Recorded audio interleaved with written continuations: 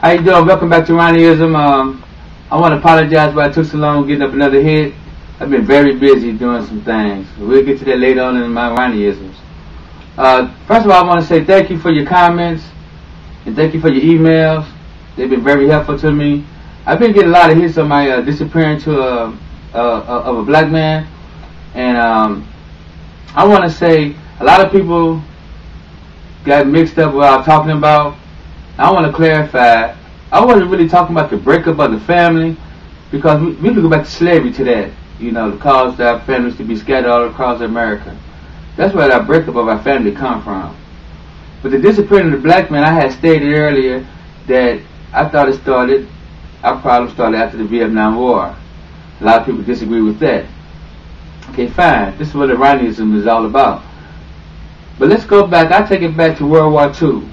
In World War II, a lot of young black men got drafted and sent over in Europe, Pearl Harbor, wherever there was distress at, and fought in the war.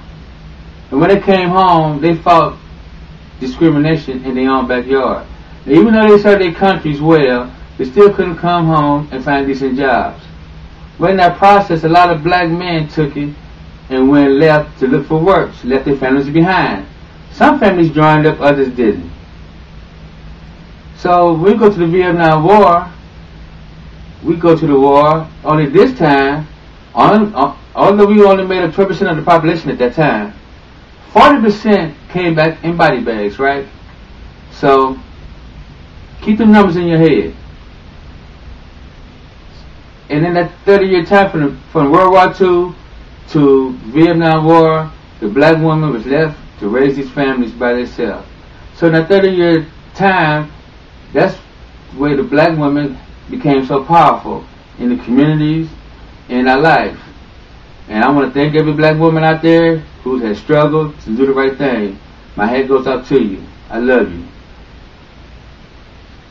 But one thing I will say, the black woman didn't hold these black men, a lot of black men, accountable for their action. They was making kids, but they had to stick around to raise them. Now, even though I believe in my heart that a woman could raise a man, I still feel that that boy needs to see a man in some kind of positive role. If he see it, he'll do it. If he don't see it, he don't know it. So, with the black man not being accountable for his actions, all this little boy had to grow on is someone from the streets, teachers, rappers, magicians, athletes, everything but that positive role model that he needed in his life. And it's scary because the numbers I told you about the Vietnam War, again, we make up 12% of the population, but we make up 44% of the penitentiaries in America. Alright? Fact. 16,000 murders per year. Half of us, the murders, are us being murdered. Half. 50%. The leading cause of death between the black man between the ages of 15 and 29, murder. Okay? 94% of the time when a black is victimized by crime, 94% is committed from another black person. Alright, I could go on fact after fact after fact after fact, but it's one fact that sticks in my mind. We want to blame society for a lot of things of our actions and we do, and we want to say, oh, they racial profiling us and racial discrimination. True, those things do exist.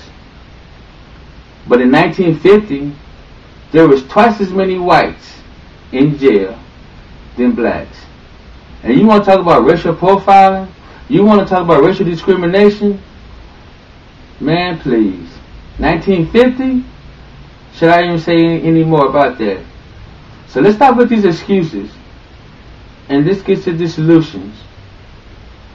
I believe it's something that can be turned around. It's going to take a lot of effort, a lot of mentoring to get these black kids to see a positive role model in their life. And once they start seeing that, then we won't tear down our community so hard. And I pray that day is coming soon. But like I said, it's going to take an effort from all of us in the community.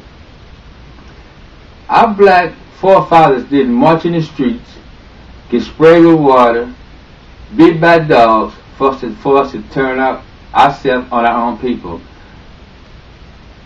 And I want to say one more thing before I leave off the air.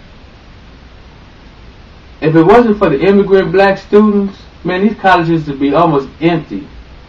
And these colleges was built for us to go and learn so we can have a better life, a better way, a voice. So black man, let's step up to the plate. Let's get these black boys, man, let's round them up. And let's get them together. Point them in the right direction. Black kids, I beg of you, put your pants up. Try to talk some proper English. Start at McDonald's, anywhere. Do something legit with yourself. Grow on that. Get all the education that you could possibly get. Go to school for the rest of your life if need be. Go. Learn. Bring somebody up. Pass it along. Let's link this together, black people of America. I love you. I love my black people. This is another ronnieizm. I'll be seeing you soon. Good night.